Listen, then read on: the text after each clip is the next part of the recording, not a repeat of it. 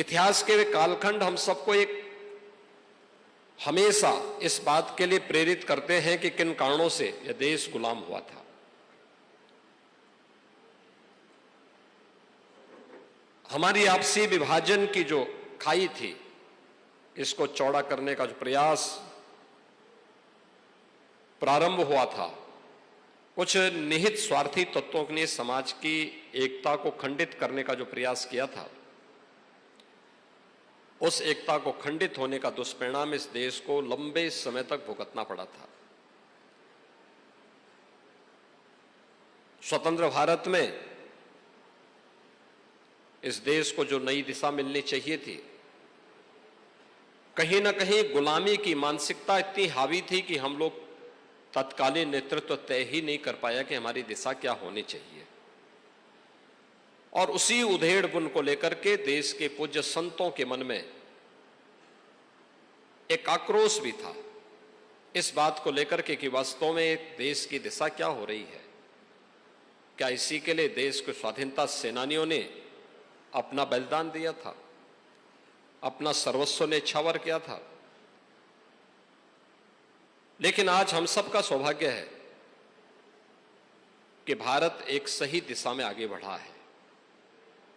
गत 10 वर्ष में भारत की जो प्रगति है, सर्वांगीण विकास का जो एक रूप रेखा भारत की आज देश के सामने आई है, यह बहुत उत्साहित करने वाली है, हम सबको आगे बढ़ाने वाली है। और इसलिए प्रत्येक भारतीय का दायित्व बनता है, जब भारत आगे बढ़ रहा है तो आज दुनिया की वे ताकतें जो भारत को आगे नहीं बढ़ने देना चाहती, वे षड्यंत्र करने के अनेक प्रयास कर रहे हैं, आपस में लड़ाने का काम, फिर उन्हीं गलतियों को दोहराने का काम।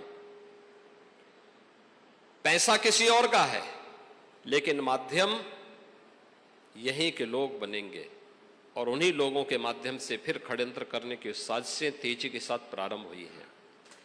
जब ये षड्यंत्र हो रहे हों, उन स्थितियों में भारत की संत परंपरा का वह संदेश जो कवि महायोगी गुरु गोरखनाथ जी ने, आदि शंकर ने, जगत गुरु रामानुजाचार्य ने, जगत गुरु रामानंदाचार्य ने,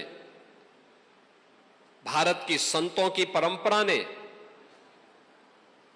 सामाजिक एकता का जो संदेश दिया था, आज वो सबसे प्राथमिक मुद्दा हम सबका होना चाहिए। जाति पाति पूछे नहीं कोई, हरि को भजे सो हरि का होई। जब आदि शंकर केरल से निकले,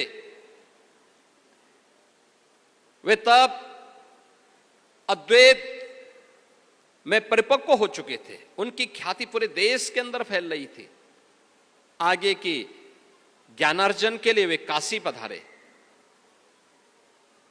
काशी में उनके दिमाग में आया कि मैं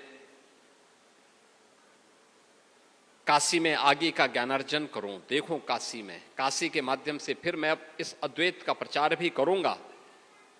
और वहां साक्षात, क्योंकि काशी तो भगवान विश्वनाथ की पावन नगरी है, काशी के बारे में यही मान्यता है,